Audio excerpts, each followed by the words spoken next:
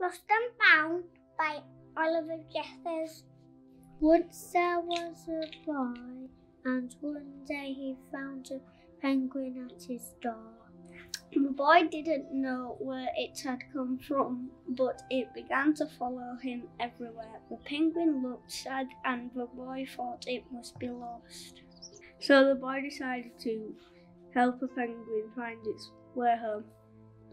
He checked in the lost and found office, but no one was missing a penguin.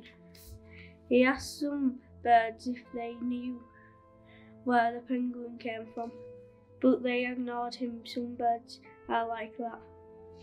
The boy asked his duck, but the duck floated away. He didn't know. That night the boy couldn't sleep for the disappointment. He wanted to help the penguin, but he didn't know how. The next morning he discovered that penguins come from the South Pole, but how could he get there? He ran down to the harbour and asked a big ship to take them to the South Pole, but his voice was much too small to be heard over the ship's horn. So together he and the penguin would row to the South Pole. The boy took his rowboat out of the cupboard and they tested it for size and strength. They packed everything they would need, and together they pushed the rowboat out to sea.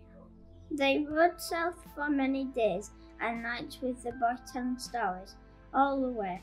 The penguin listened to everything that the boy said.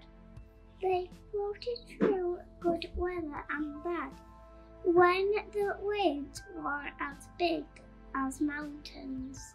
The boy was delighted, but the penguin said nothing. Suddenly it looked sad again as the boy helped it out of the boat. The boy said goodbye and floated away, but as he looked back, the penguin looked sadder than ever. It felt strange to be honest though, and the more he thought, the more he realised he was making a big mistake. Penguin was lost, he was just lonely. Quickly he turned the boat around and headed back to the South Pole as fast as he could. At last he reached the pole again, but where was the penguin? The boy searched and searched, but he was nowhere to be found. Suddenly the boy set off home. There was no point telling stories because there was no one to listen except the wind and the waves. But then the boy saw something in the water ahead of him. Closer and closer he got until he could see the penguin.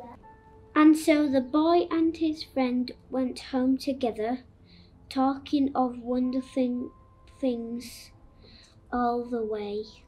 The end.